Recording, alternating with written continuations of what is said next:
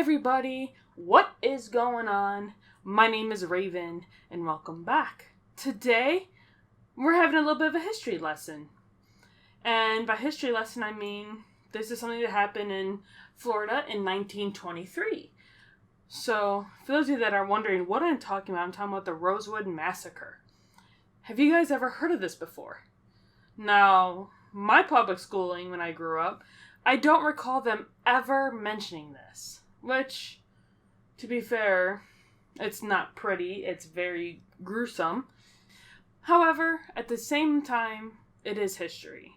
And history is something that we all need to learn from, one way or another, so it does not repeat itself. Now, back in 1923, the United States had to deal with the whole segregation, where, people of the white color were separated from those that were of a darker color, meaning predominantly African American. Okay? Now, again, this is not my views, and I don't feel like segregation is good. I feel like that was horrible. Slavery, all that is terrible. Okay? This is just based on the history of the Rosewood Massacre. Okay? So don't be coming after me saying I'm horrible things. I'm just stating the facts from this history about the Rosewood Massacre. Okay? If you guys don't believe me, you can look it up. You can find it pretty much anywhere. Alright? Now, I'm going to skip some of the details as either they're too horrible or they're just not really something I want to discuss. However, there is a woman named Fanny Taylor. And Fanny Taylor was 22-year-old at the time. Now, her neighbor called the police because they heard Fanny Taylor screaming. And the neighbor found her covered in bruises and claiming that a black man had entered the house and assaulted her. So they called the sheriff, which was Robert Elias Walker, or Sheriff Walker. And Taylor had specifically said to him that she had not been raped. So there was nothing like that happening. However, Fanny's husband, James Taylor, a foreman at the local mill, was very angry about the fact that a black man beat up Fanny Taylor, his wife. So he escalated the situation and gathered an angry mob of predominantly white citizens to hunt down the culprit. And basically he called the white residents from neighboring counties. It was about 500 members. As far as I know, they were mostly men. And there was no proof that it was any woman or anything like that. Now, they were part of the KKK, which I am not part of, FYI. Never have been. Don't support it. Moving on. And so they were searching the area for anyone of the black color that they could find. Now, they found a black man named Jesse Hunter, and they found out that he had escaped a chain gang. So they deemed him a suspect, and they convinced that he was being hidden by black residents, and the search was on for this man. Now, the searchers were led by dogs. They went to the home of Aaron Carrier. Now, Aaron Carrier was the nephew of Sarah Carrier. Little side note about Sarah Carrier, she did laundry for the Taylors. As you guys can remember, she was kind of the first one I mentioned, Fanny Taylor. Sarah did Fanny Taylor's laundry, okay? Now, it got very aggressive, and, basically, white men dragged him out of his house, tied him to a car, dragged him to Sumner, where he was cut loose and beaten, all because they thought that he was holding a suspect in his house. And turned out he was just keeping kids safe, and he was placed under protective custody of the sheriff, for questioning things like that. Another mob showed up at the home of a blacksmith named Sam Carter, torturing him until he admitted that he was hiding Hunter, agreed to take him to the hiding spot. Carter led them into the woods, but when Hunter failed to appear, some in the mob shot him. So Sam Carter was shot, and his body was hung on a tree before the mob moved on. And they keep saying mob. Sheriff's office attempted and failed to break up white mobs and advised black workers to stay in their homes.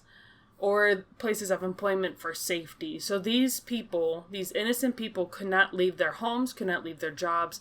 They could not go outside out of fear of dying. Now, I did mention Aaron Carrier, but now Sarah Carrier. So they were holding 25 people, which were mostly children, in their home. And the night when the white men, and they're armed as well, surrounded the house and believed that Jesse Hunter was hiding there. Shots were fired. Sarah was shot in the head, and she died pretty immediate after that. Her son, she had a son named Sylvester, was also killed by a gun wound. Now, after, she died and everything else, the gun battle was over. It lasted overnight.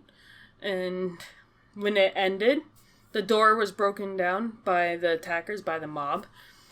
The children inside the house did escape, luckily, through the back and made their way to the woods. And I believe they made it into the swamp area as well, where they hid. And they just hid down there. They didn't move for, pretty sure, a few days. Now, news of this whole mob situation did go into the newspapers, and inflating that the number dead, and falsely reporting of armed black citizens going on a rampage. So basically the newspapers were telling false stories, which you should never do to begin with. And even more white men poured into the area believing that a race war had broken out. That's what these people actually believed. And during this time frame of 1920s, that's how people were. I mean, it was very different than now.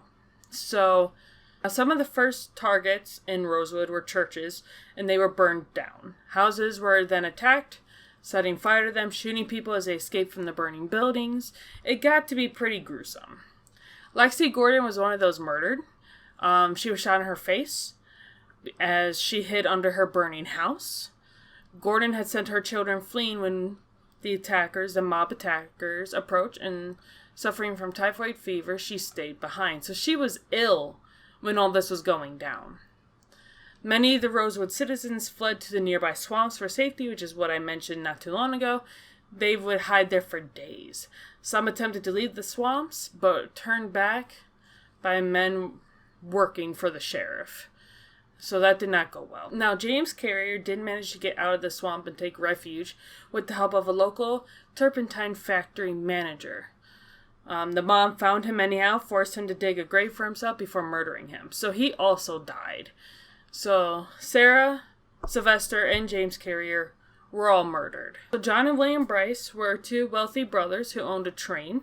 Now, these two brothers helped black women and children escape. They were aware of the violence in Rosewood and familiar with the population. The brothers drove their train into the area and invited escapees. They refused to take in black men, afraid of being attacked by white mobs, but they did take in the women and children. So, I mean, I can understand being fearful. That's a very terrible thing. Now, a white man named John Wright actually helped hide these African American people in his home. And the thing is, once the mob knew that a white man lived in that area, they completely avoided his house altogether. His house was never shot at, never burnt down because he's a white man. Why would he do anything against us?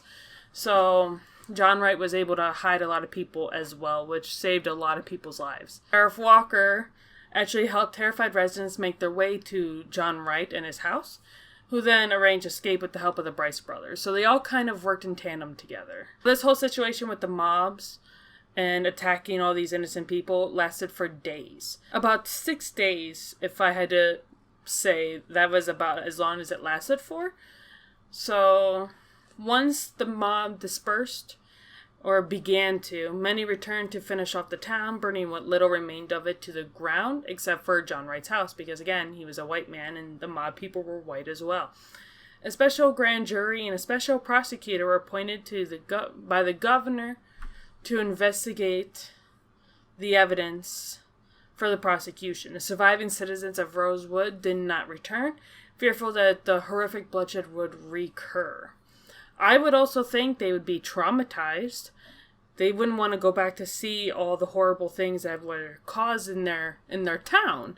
You know, like neighbors friends brutally murdered for absolutely no reason. Not too long after it ended, the newspapers stopped reporting on it after the violence had ceased. Many survivors kept quiet about their experience, even to their own family members. They were very fearful about mentioning all this. So then, the massacre became more of like a legend. And because it was never talked about again. So it was like, did this really happen? It did really happen. The descendants of those that were killed and in the poor massacre, the victims, they all know what happened. Now, it was taken a very long time for any sort of compensation. So eventually a bill was passed awarding the descendants $2 million and create an educational fund for them as well. The bill also called for an investigation to the matter to clarify the events. So, and in 1997, John Singleton's film Rosewood, which obviously kind of is inspired by the events of the Rosewood Massacre, although it's not 100% truthful, because that would be a very long and awkward movie, I would think. Now, there's rumors that Fanny Taylor, you guys remember her, that she was actually having an affair with a black man. Which, if that was what she was doing, that should be all it is. Now, that's just a rumor. We don't know for sure if that's true or not. Now, this is definitely something I don't normally like to talk about very much, but this is history. This is a crime case, as you will. So, it is here. Now, at the end of this video here, before I do my sign-off, I'm going to mention just a few things. Number 1, rape is wrong, whether it's real rape or you're accusing someone of rape. Both of those things are wrong. Don't falsely accuse someone. Number 2, I do not discriminate. I am not racist. I do not believe in being like that. We are all people. We all have the same, human skeleton. We all have the same muscles. We all have the same bones. We all have the same blood. We're all human. There's no difference other than male and female. Unless you're one of those people that believe in differently, which I'm sorry. I don't know much about all that. So if you want to tell me about it, let me know. And number 3, I am mentioning all of this because this is part of our history. Now again, my school never mentioned it, but that doesn't mean that your school didn't. And this type of stuff was very, very normal back in those times. This is not how things are or should be now. There's no segregation now. None of this is happening nowadays. Everyone should be treating each other fairly and like how we would want to be treated. That is how we are doing things now. We are not going into the direction of being in the 1920s where it was segregation and all these other things. That is not nowadays. That is not the current times. We have grown from that. We are not like that. And we're not going to just do a bunch of mobs and hunt someone down that we thought was guilty just because. We have something different now where we treat all people with respect. We treat all people like they're innocent until proven guilty. Okay? That is my thought. Let me know what you guys think in the comment section down below. If you would like, I'm actually going to leave a little link to this in the description. So if you want to take a look at it, you can let me know. And if you did like the video, you thought it was informative, you never heard of this before, and you like the fact that I covered the topic, go ahead and hit the like button. And if you haven't already, please be sure to hit the subscribe button so you can be part of this little community that I am doing here. This little family I'm trying to grow, where we all like a whole bunch of different things, and that's fine. So I will see you guys in the next video. Bye!